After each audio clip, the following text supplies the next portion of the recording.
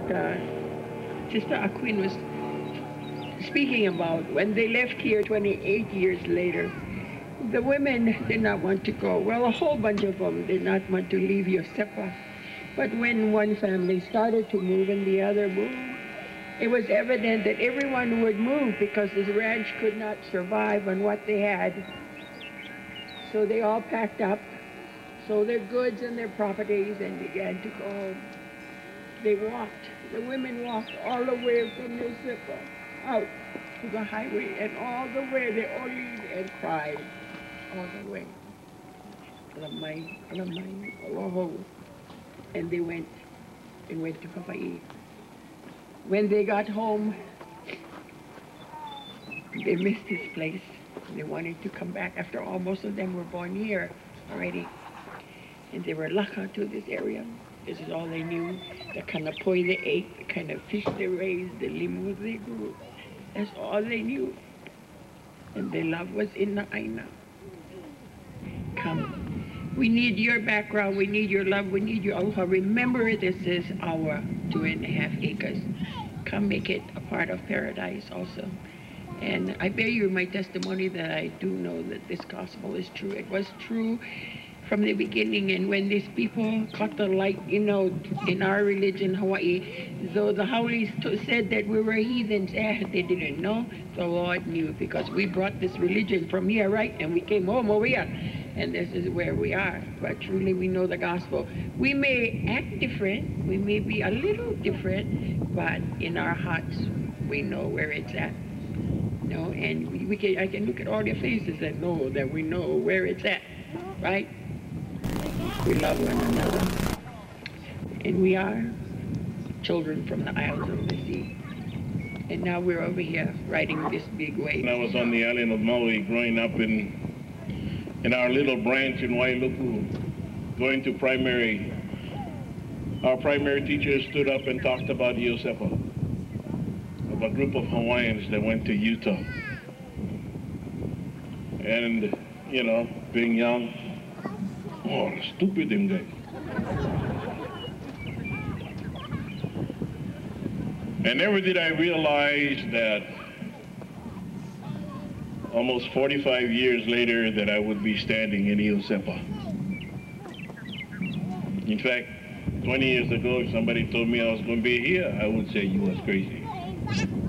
In fact, I would even go as far as to say that if all of us over here right now said that 20 years ago we was going to be in Iosepa or in Utah, we would say, we're not going to leave home for nothing. But look at that. We're still all over here, having good fun. We don't can smell the ocean, but we made this place just like home. And I think we made it just as good as those people did it when they were here. That's why when I go back to school, like Michelle, I teach school, and they come up to me and say, well, Ned, what did you do this weekend? Oh, we went out to the West Desert. Where? Out by Dugway. And Dugway has that reputation of being out in nowhere. And when I say that we were out in Skulls Valley, a place called Iosepa, they say, well, Iosepa. And then I go through the history of Iosepa with these people. And they say, oh, must be dry. And I says, yeah. But there's something about the place that is so hard to put your finger on. You can't put your finger on it. For me, Iosepa begin as soon as I get over the rise up here. As soon as you can see these ranch houses down here, Iosepa starts for me. It's just like going through a gate into the past. And as you come down the road, you feel the spirit of the people. I was sharing with some of the brothers over here.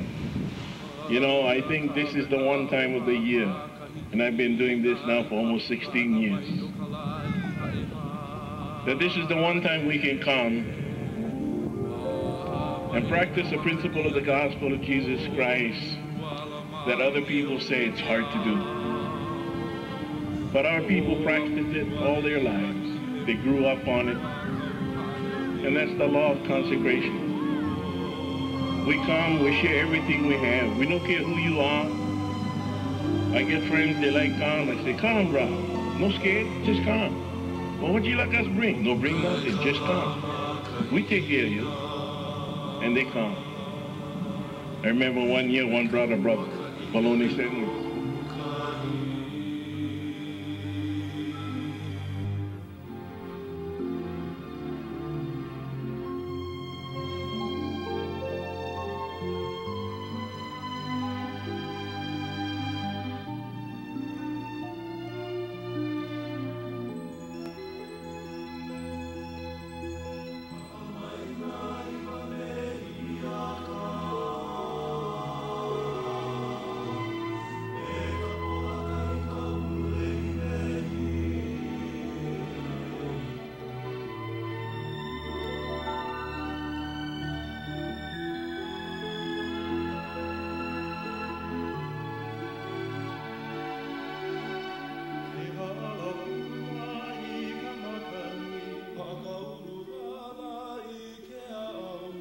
Ah